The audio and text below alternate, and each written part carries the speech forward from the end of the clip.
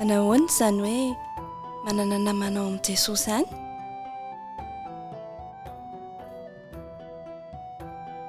Raha misy zavatra tsy hita amin'ny masontsika dia dika ve izany fa tsy misy ilay izy?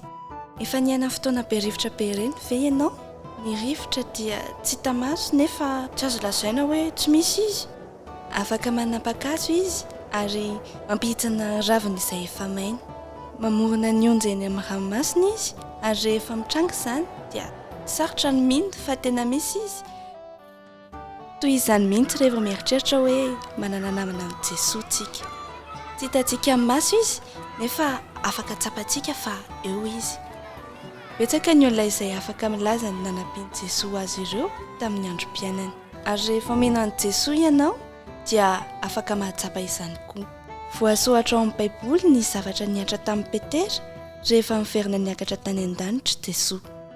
Petera dia iray amin'ireo mpianatry Jesosy. Nisy mpanjaka iray nantsoina hoe Herode nisambotra amin'ny Petera ary nanagadrana azy. Ny zavatra nataon'i Petera dia niresaka momba an'i Jesosy tamin'ny manodidina azy. Tsy tia mpanjaka nefa izany ka dia nanapa-kevitra ny mpanjaka hanagadra azy mandritra ny herintaona izay tena sazy mahery tokoa. Teny ivelan'ny fonja dia feno miaramila mpiambina andro aman'alina mba tsy hahafahan'i Petera mandositra. Tao anaty vanim-potoana sarotra Petera nefa fantany fa mihaino azy Jesosy.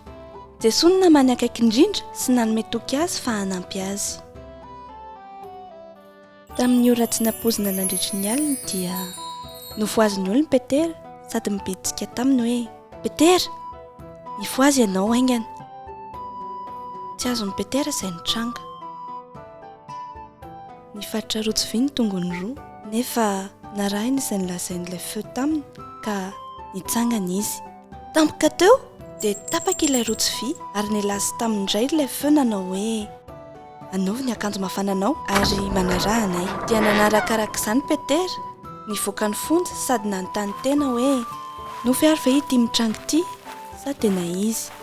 Tena nangina tanteraka ny toerana fa ny feo sisa eny dia ny fiesin'ny mpiandro fonja izay tokony ambina nefa dia resy tory tanteraka izy ireo.